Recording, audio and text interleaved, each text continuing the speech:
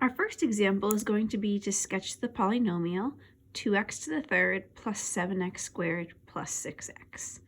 So what we're going to do is first determine what is the end behavior. So since I'm in standard form, I look at my leading term, and it is positive and an odd degree. So remember, when we are positive and odd degree, the graph starts down and ends up. So how that's written, recall, is as x goes to negative infinity, our f of x goes to negative infinity. And as x goes to positive infinity, f of x also goes to positive infinity. Okay, so it's going to be down and then ending up somewhere. Now we're going to find our zeros, aka the roots or the x-intercepts. And the way we're going to do that is by trying to factor, which we can. There is a GCF, so we'll take out our x. I now have 2x cubed, 2x squared plus 7x plus 6. And I can continue to factor that. I'm going to use guess and check methods, so we get 2x plus 3 times x plus 2. So there's the factorization. Now when I set those factors to 0, we will get x equals 0 for our first one. Set this to 0 will give me x equals negative 3 halves. And this one will give us x equals negative 2.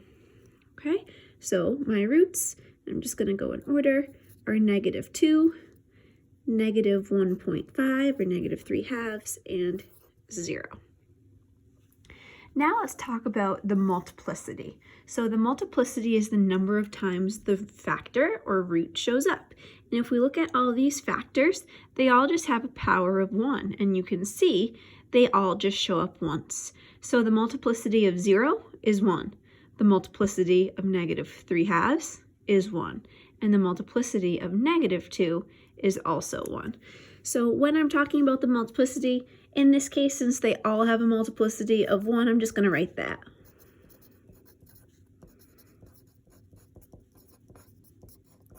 And because they all have a multiplicity of 1, that's odd. So that means we're going to be, and I'm just going to make a little note, is we're going to cross through these zeros.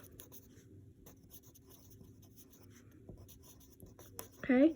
If it was even, we would just be touching and then bouncing back. But because it is an odd multiplicity, we're going to cross through all those zeros. Now, how about the y-intercept? Remember, for a y-intercept, we plug in 0. So if I plug in 0 into here, we have 0 plus 0 plus 0, which is 0. So our y-intercept is just 0, 0. Okay, so let's plot what we have so far. We have our 0 of negative 2. We have a 0 of, actually, I think just to make this be a little more clear for you, I'm going to make each of my intervals here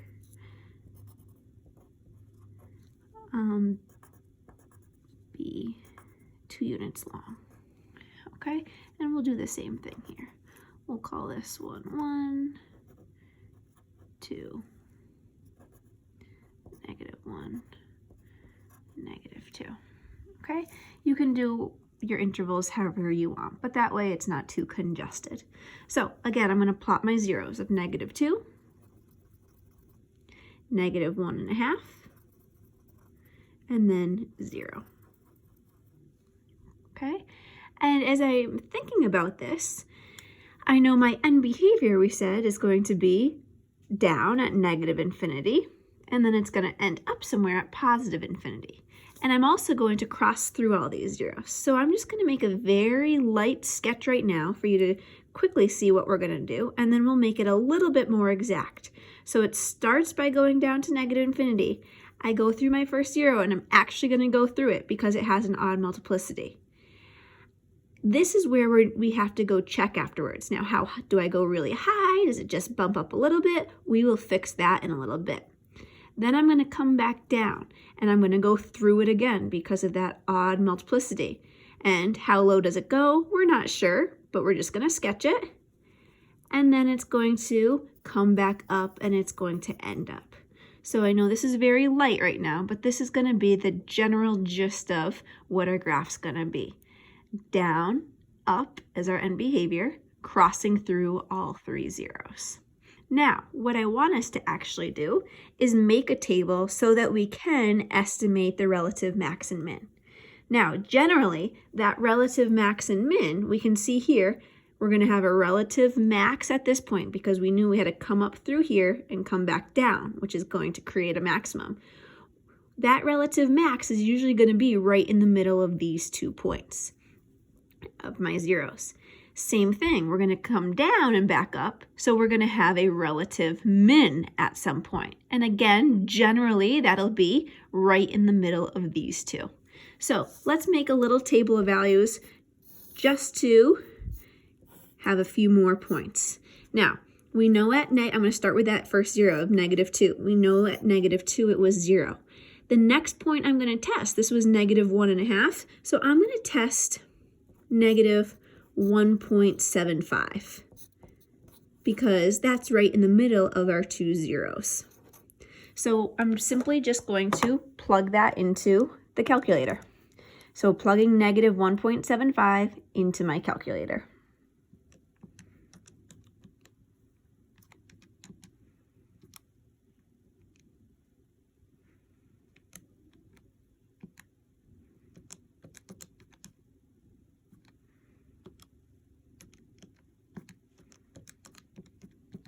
And just going to confirm that I don't have any typos before I hit enter. Got the negatives in there.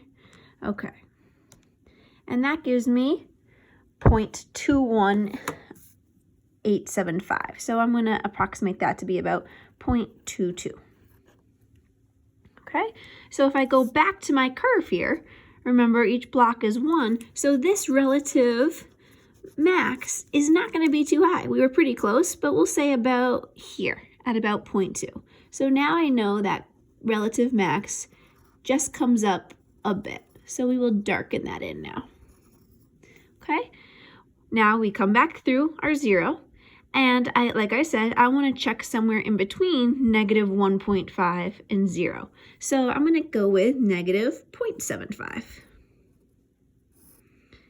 Because -0.75 is halfway in between my other 2 zeros. So we're going to take -0.75 and plug it in to the function right into the calculator. So we have 2 times -0.75 all cubed plus 7 times -0.75 squared plus 6 times -0.75. And again, I'm just going to confirm that I don't have any typos here. Okay. And that gives me -1.4-ish. So if I look here at my approximation, we want that relative min to be at about -1.4. So I'm going to fix my little sketch that I had and actually plot that. So at -0.75, I'm about -1.4. So now we can make this curve a little bit more accurate. We will come down, hit a minimum, and then we're going to come back up. And again, there's no more zeros. I know that end behavior is ending up. So there is my sketch. I'm just going to fill in what my relative min and max actually were. So again, here was my relative max. That is at approximately -1.75, 0.22. And my relative min was here at approximately -0.75, -1.4. And there you have it. If you have a graphing calculator, you can absolutely plug this in and see if you get something similar.